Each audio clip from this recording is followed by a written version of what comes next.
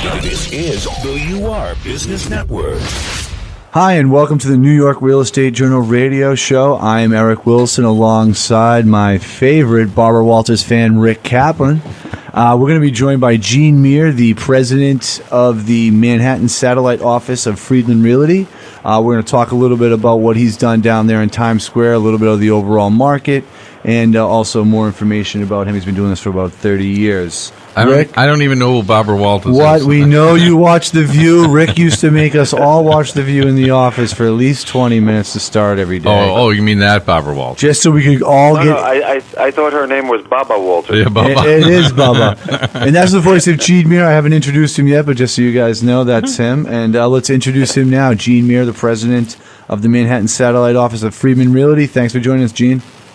Good afternoon, gentlemen, and I hope you're having a great day. We are. And you're right in the... Yeah, you're right in the mix of it. Well, we're right in the mix of everything here in New York City. So, I know you guys want to talk a little bit about Times Square and Citizens Watch Company's first North American flagship store. I do want to premise that with first saying that, Times Square, so everybody knows, was named after the Times Square building in 1904. And that referred to as the crossroads of the world, as one of the busiest pedestrian intersections in the planet. So that's our Times Square. We have certainly a mixed-use environment there, which combines dense office population, major hotels, retail space, a plethora of entertainment, tourism venues. So we have it all.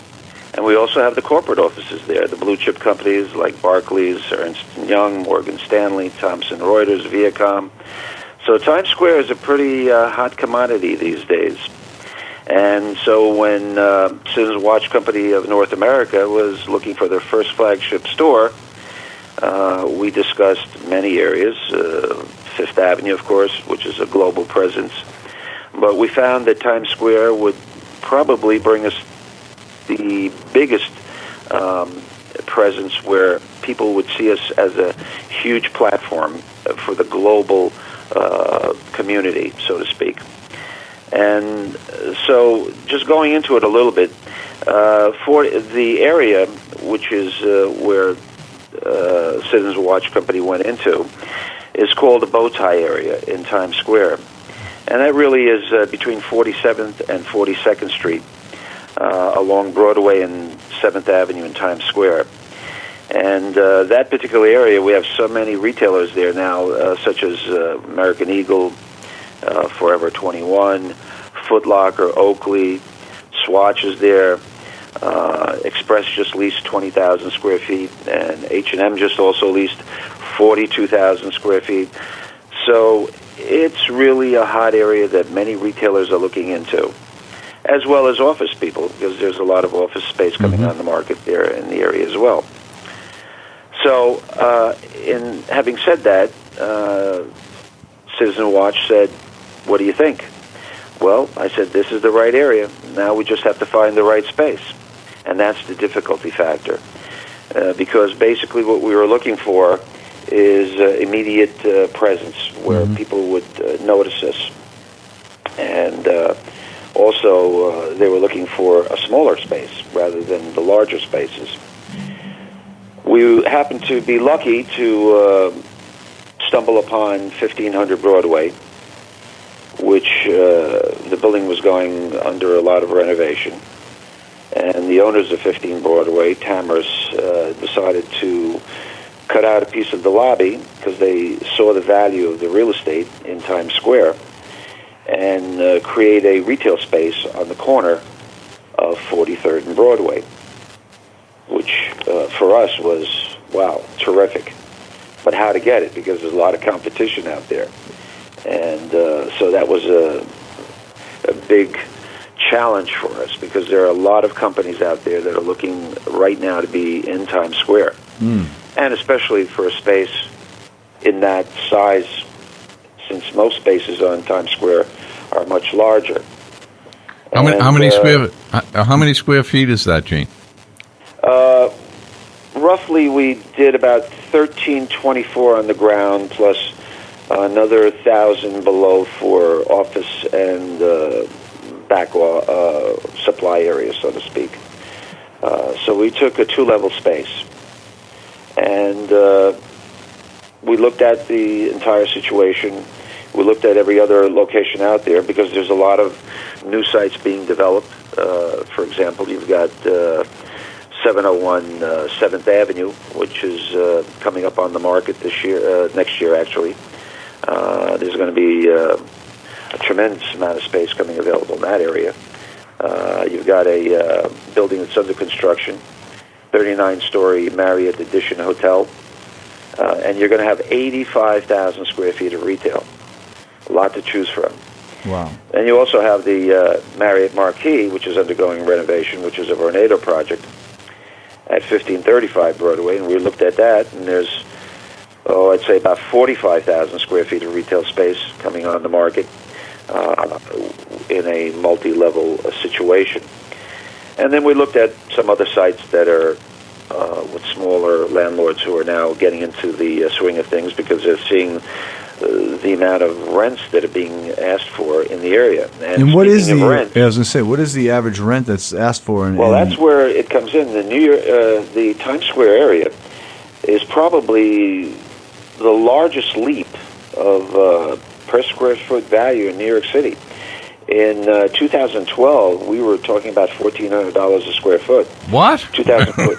It's like $2,400 now, right? Wow. 400 square foot. And today we're talking 2014, $2,500 a square foot asking.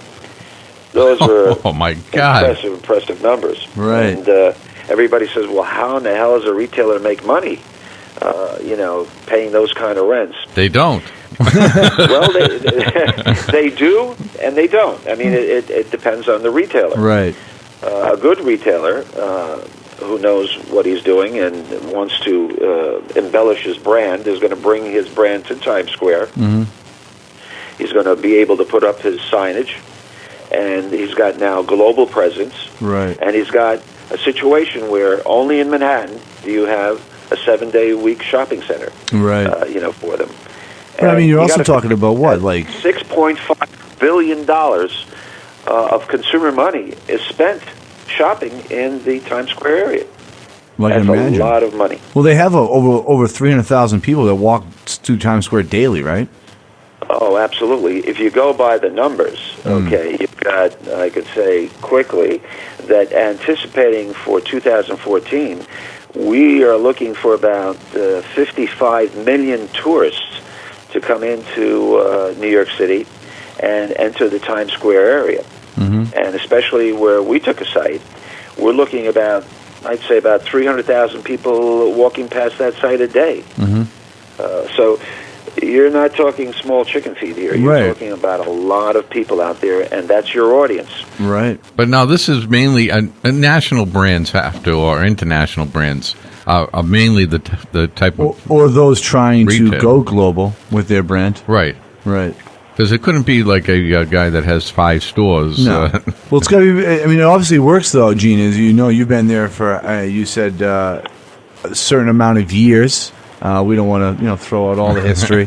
Well, you don't want to date me now. Okay? Yeah, exactly. That's what I mean. So. It was the Times Square building was in 1904. Listen, and Gene remembered that. Gene just doesn't come with information; he comes with fun facts for your friends. He just gave you a 1904 and why it was called Times Square. But thinking about back to obviously this works because, as you said, the asking price per square foot is extremely high, but the pedestrian walk by is extremely high. The traffic, and second, is obviously working because people are gobbling up this space like we do on Thanksgiving dinners.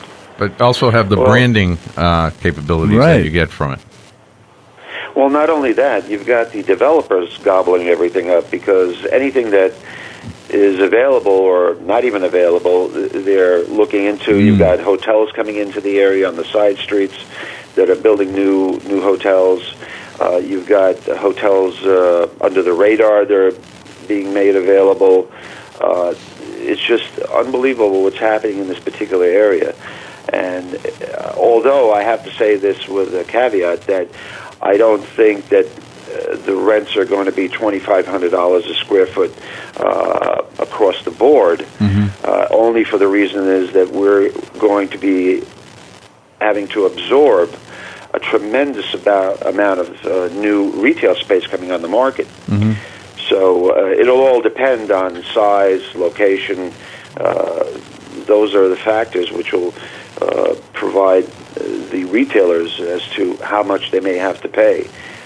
For example, if you're on a corner in Times Square where you want to be, where all the people can see you, you're definitely going to be talking about $2,500 a square foot. But if you're going to be looking maybe a lower level or inline, you're probably going to be talking somewhere in the neighborhood of, I'd say, about $2,000 to $2,100 a square foot. And Citizen understands the market. They're a global company. Tourists coming from all over the world. It's not just the selling point of Times Square. It's going to be the selling point of Citizen Watch Company everywhere in the world, because you've got people coming in from all over.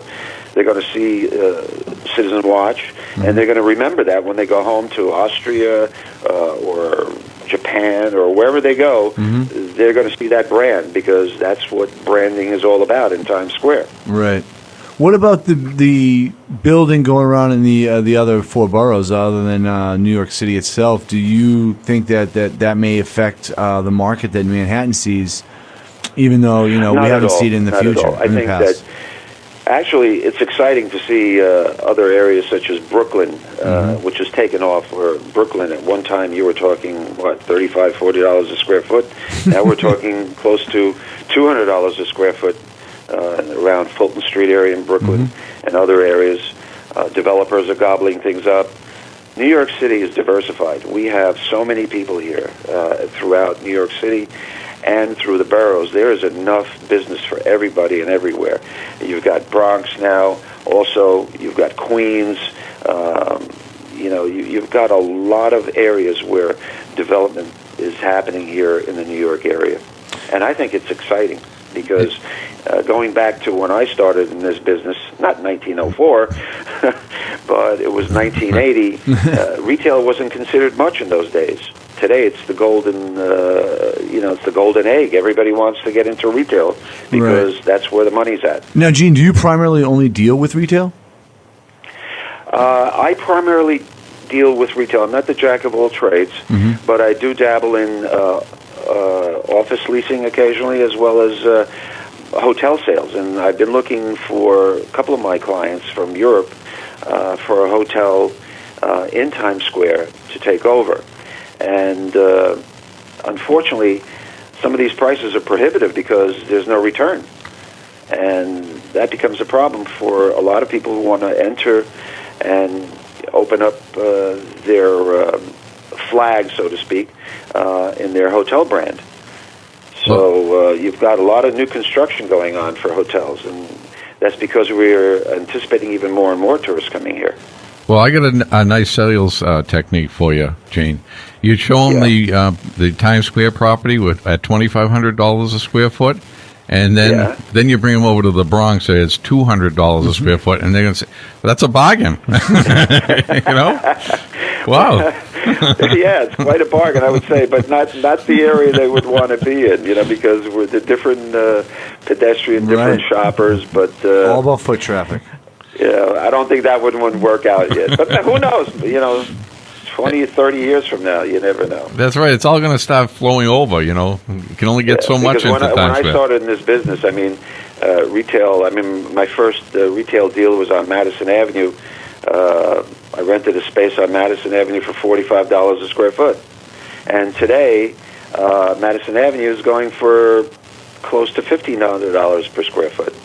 Well, and that goes without saying for Fifth Avenue. I rented my first store on Fifth Avenue for probably, I think it was about $200 a square foot. Today, the prices along Fifth Avenue are around $3,500 a square foot. They're going to have to change the whole monopoly game. Well, speaking of monopoly, that's what's happening in New York City.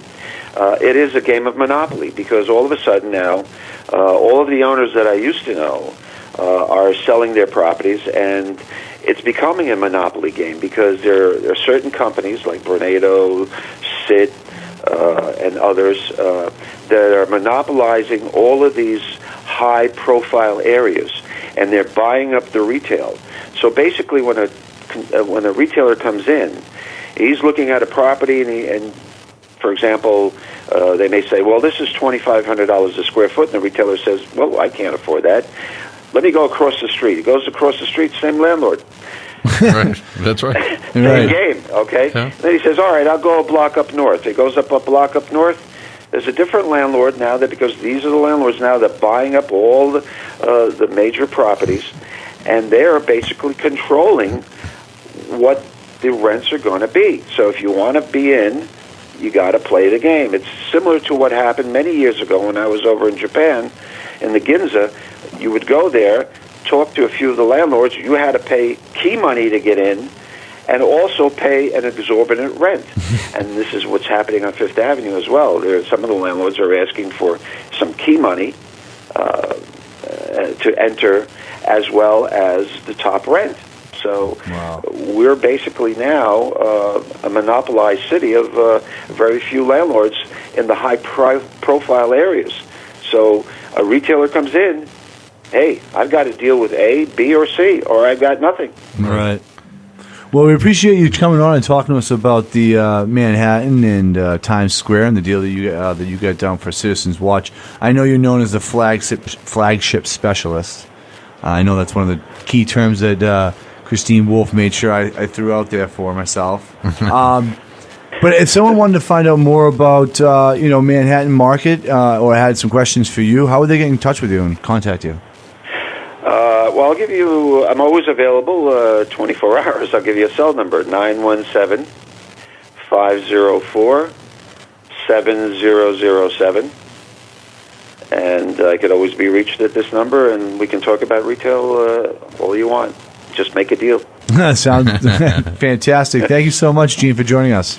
Thank you, Gene. Hey, have a great day, guys. And that was Gene Meer, the president of the Manhattan Satellite Office of Friedland Realty, sorry, not Friedman. I sound a little stumbles there in my words. What'd you think, Rick? You think you could go down there and afford to live and work there? With one of your old AT&T stores or your food truck? What do we got?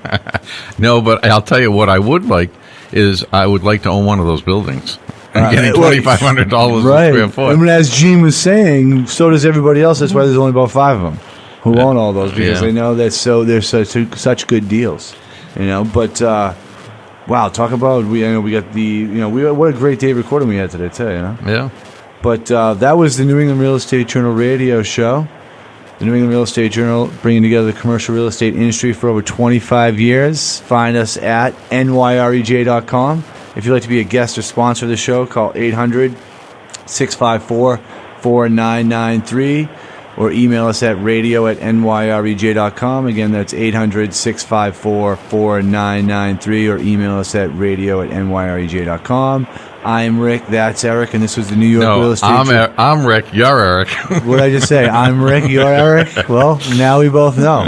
We're two peas in the same pod. And that was the New York Real Estate Journal radio show.